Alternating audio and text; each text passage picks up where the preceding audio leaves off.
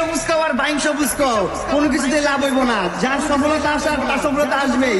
এই দেখো বাংলাদেশের সবচাইতে দামি বাইক আর সবচাইতে লেটেস্ট বাইক R15M কিনে ফেলছে আমাদের অ্যালেক্স সবুজ। এটাই সফলতা। টাকি মাছের পাওয়ার। অ্যালেক্স সবুজ আর টাকি মাছের মধ্যে কোনো পার্থক্য দেখতে পাচ্ছি না। এইটা নাকি আবার টাকি মাছের পাওয়ার, মানে ঠিকই আছে, টাকি মাছের পাওয়ার। মোর ভাই উনি একজন পার্সন, উনি তো আর যারা তারা নিয়ে ইউটিউবে ভিডিও বানাইবো না। আমার নিয়ে যখন ভিডিও বানাইছিল ইউটিউবে, আমার দিকে অনেক ভালো লাগছে।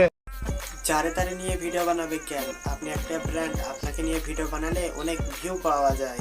আপনারা নিয়ে ভিডিও বানাইছিল, কিন্তু এর মধ্যে আমি কোনো ভালো লাগার দিক দেখতে পাচ্ছি না। কারণ হইতেছে ভিডিওর মধ্যে আপনাকে উড়াধুরা রোস্ট করেছিল।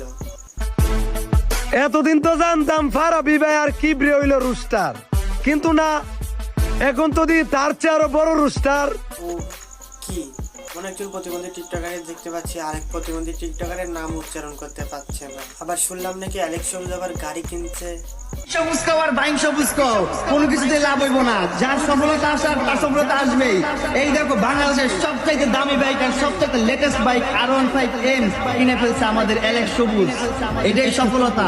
টাকি মাছের পাওয়ার। অ্যালেক্স সবুজ আর টাকি মাছের মধ্যে কোনো পার্থক্য দেখতে পাচ্ছি না। এইটা নাকি আবার টাকি মাছের পাওয়ার, মানে ঠিকই আছে, টাকি মাছের পাওয়ার।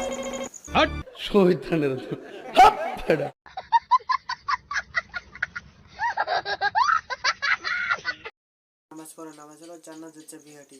তারপর আসসালামু আলাইকুম, দিস ইজ শরীফুল। তো গাইস, অনেকের মনে প্রশ্ন থাকতে পারে যে অ্যালেক্স সবুজ গাড়িটা কিভাবে নিল, কই এত টাকা কই পাইলো, কি করলো? অনেক বলতে কোনো কিছু নাই ভাই, আমাদের সবার মনে একই প্রশ্ন। টিকটকে এখন হাজার হাজার টাকা দিতেছে নাকি? টাকি মাছের নিচে একটা বাইক নিয়ে ঘুরতেছে অ্যালেক্স সবুজ। এই দেখো বাংলাদেশের সবচাইতে দামি বাইক আর সবচাইতে লেটেস্ট বাইক R15M কিনে ফেলছে। কত টাকায় না কামাই করতেছে টিকটক থেকে অ্যালেক্স সবুজ, এটা তো পাবলিকের জানার খুবই ইচ্ছা। আবার অ্যালেক্স সবুজ টাকি মাছের নিচে বাইকটা রাইখা ওমর ভাইয়ের ফ্যান হিসেবে নিজেকে দাবি করে। ওমর ভাই উনি একজন পার্সন, উনি তো আর যারা তারা নিয়ে ইউটিউবে ভিডিও বানাইবো না। আমার নিয়ে যখন ভিডিও বানাইছিল ইউটিউবে, আমার দিকে সবুজ আর ওমর ভাইয়ের কাহিনীটা একটু পরে ক্লিয়ার করছি। তার আগে অ্যালেক্স সবুজ এত টাকা পাইলো কোথায়? টাকির নিচে বাইক নিয়ে ঘুরতেছে। বাট যাতেও জানতে চাই টিকটক করে কি এত টাকা পাওয়া যায়? এর নিচে বাইক রেখে ঘোরা যায়? আর বাইংশো বুঝকো কোনো কিছুতে লাভ হইব না। যার সফলতা আসার তার সফলতা আসবেই। এই দেখো বাংলাদেশের সবচাইতে দামি বাইক আর সবচাইতে লেটেস্ট বাইক R15M। কেমনে করছে এটা বলবো না তুমি? করছে কেমনে এটা কি তুমি জানো? টাকি মাছ ধরে যে সমস্ত ফ্যান ফলোয়ার কামাই করে, সাথে তো ব্ল্যাকমেল আর ইমোশনাল আছে। এই সমস্ত সবকিছু মিলিয়ে একটা চ্যানেল তারাই করে অ্যালেক্স সবুজ ব্লগিং নামে। সেই ব্লগ চ্যানেলটা সেল করে, সেটা এখন নিজের টাকি নিচে ঘুরতেছে। আমার ভালোবাসছে একটা চ্যানেল উঠাই দিছিলেন, ওই যে অ্যালেক্স সবুজ ব্লগ ইউটিউব চ্যানেলটা। মানে ব্লগ ছাড়তাম, ওইটার মধ্যে তো মানে কষ্টের জিনিস, অনেক পরিশ্রমের জিনিসটা। না ভাই, তোদের যে টিকটকার বলে এটা কি ফাও ফাও বলে? তোদের যে প্রতিবন্ধী বলে এটা কি ফাও ফাও বলে? মানুষের ভালোবেসে তোর যে একটা ইউটিউব চ্যানেল ছিল সেটাও সেল করে একটা হুন্ডা কিনবি।